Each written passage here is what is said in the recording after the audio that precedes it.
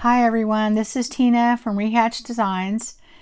I thought I would just come on and do a quick flip through of a travel journal that I made for myself last night, just because I found this package of stuff from my trip that I had to England, and it was in a little bag, and I thought, boy, if I wait around to do a big old giant journal or extravagant scrapbook, I'm probably never going to do it. So I want to do something quick, and I just want to come on and show you what I came up with. Anyway, this is made out of just some envelopes that I used as a cover and the back. And I believe these are, let's see, I think I measured them at almost 6 inches, maybe 5 3/4 by 8.5. And I got these off Amazon. I think they're pretty common, but they're very sturdy, and I think it worked really well for my purposes. Anyway, let's get started. I started out with that cover, and I put just some scrapbooking paper on the top. And this is a postcard that I got in a packet while I was there, and I thought that was very Englandy. And I had some stamps that I stamped around it before I put this on. I didn't want anything too elaborate. It's just a 3-hole punch, and it's a ring binder type closure or binding, and this is just a tassel that I made. Usually when I go on trips, I get postcards and I get keychains, and I make tassels out of them as far as putting them on journals. It just, to me, they just make really cool tassels. Anyway, when you go inside, the great thing about this journal is that it has tons of room. It's small, and it was super quick. All of these pages in the journal, and there's only 5 pages, by the way, 10 front and back, and then when you use these two, that's 12. All of these pages are super thick, and what I did with that is I took some heavy scrapbook paper that I had that I no longer liked, and I probably never liked, to be honest. Not sure why I bought it. And then I took some scrapbook paper that I actually did like that was lighter weight, and I sandwiched it in between. And I just did that throughout, and it made pretty thick pages. And for this process, that's what you really need if you're going to use a ring binding. And this kind of came to me when I was watching Shabby Dabby Doodah. Tina, if you haven't seen her channel, you should go out there and see it. She has a lot of really, really great ideas, and she's very inspirational. But this is kind of a different take on it, but it made me think of all this paper that I had that I wasn't using. Even on paper pads you like, there'll always be at least 2 or 3 sheets you don't like. But if you have the heavier paper, that's great. You can sandwich it in between, other paper that you may like. So anyway, that's how I did that. So first I just put the envelope in, and let me take this out here. I folded the flap in because I really didn't want to mess with any kind of cover thing. I wanted this to be really quick, really easy. You could do this easily in about an hour. Anyway, the cool thing about these envelopes and this size is they are absolutely perfect for putting brochures in. It's the perfect size. Fits right in there, and it really holds quite a bit. I mean, it holds a lot of stuff in this thing.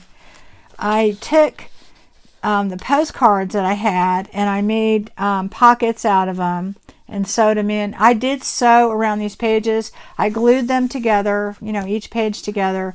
And if you didn't want to sew, you definitely could just glue. But I went ahead and sewed around them. And I took some of the postcards. I thought it did double duty. it kind of, you know, you could see the postcard that you normally would put in maybe a scrapbook, but at the same time you could put your memorabilia in there. And I also made sure that I left enough room that if you want to put some pictures up here, you definitely could do that. And I haven't got my pictures back yet, so anyway, I could, you know, maybe show you that, but I didn't. You could put a picture here. I made sure that a lot of the pages I put in here were light enough that you could write on that, or you could put a picture, or both. This is the little envelopes that I included in these pages. What I did is I sandwiched the V part inside the pages so that you can make a little flip here. And what that does is that gives you a lot more, because at least when I travel, I pick up a lot of things, and my memorabilia always seems to be receipts and, you know, things like that. This gives you all these cool places just to tuck that stuff, and you don't have to, you know, necessarily put it on a page, but you can just stick it. Oh, maybe I won't worry about that. Okay. And then, you know, like I did the same thing here. This one is a lighter writing that you could definitely write on here, put a picture, or do whatever you would like to do. This one is probably a little darker, but you could definitely put a picture here, do anything, any additional pockets or anything you might want to put on. This is just a pocket that I made with an envelope, flipping it over, and then I attached the Oyster card on here. So you have room to put things in here, and then there's also another pocket behind.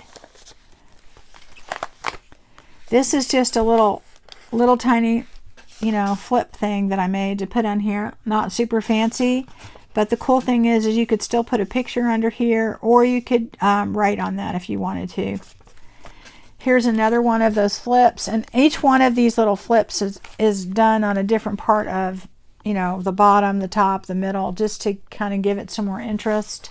Again, here's another map, but it's light enough that you could write on here. You could, you know, write, put a picture, do whatever. I wanted to make this very usable for people, so you could just throw things in here and make it super quick. And I just thought adding the postcards here, it was a double function, because you have to close out this portion of the envelope in order to use it and cut the end. So you had to put something there, but rather than put decorative paper, I thought, well, I'll just put the postcards here, and, you know, you could put your postcard on each side, or you could put a picture on the other side, or both, really. Again, some more room to put things in. Okay, here's another postcard that's been attached with, again, more room to put a picture if you want to, or you can just, you know, put things in, or both. Okay, this is just a small envelope attached to the page, but the back is left open so that you have room to tuck things in. You still have room. You could put a picture up here still if you wanted to. Here's another page that you can certainly write on, put a picture, do both. This is another just a area in which you could put a picture. It's light enough to write on. You could put a picture here if you wanted to. Again, that gives you room to tuck things in there too. Another pocket. Here's another flip. Again, these have postcards on each side. You can put more stuff in there. This is light enough to write on, or it makes a pretty backing to put a picture, or both. And then you come to the last page. The last page, again, is just the envelope. And like I said, what is so really great about this is that these hold those brochures perfectly. I mean, it's the perfect size. It tucks right in. You have, look, I mean, you can put quite a few. I think I had up to 5 in each side. And so that's what I love about this. It just is so practical. I left this blank because I thought this would be a great place to write. I didn't want to make it super fancy. On the back, I just put some, you know, paper and then I just stamped on it with some London stamps. Anyway, that's it, guys. That's all there is to it. I'm gonna probably do a tutorial on this sometime this week, because I just think it's a really cool little thing. You can make it super quick. I don't know about you, but whenever I go on a trip, stuff sits in a drawer, and you can make one of these. You could just make them ahead of time and then, you know, put your stuff in later if you wanted to. Anyway, thank you, and hope to have you guys like and subscribe. Thanks.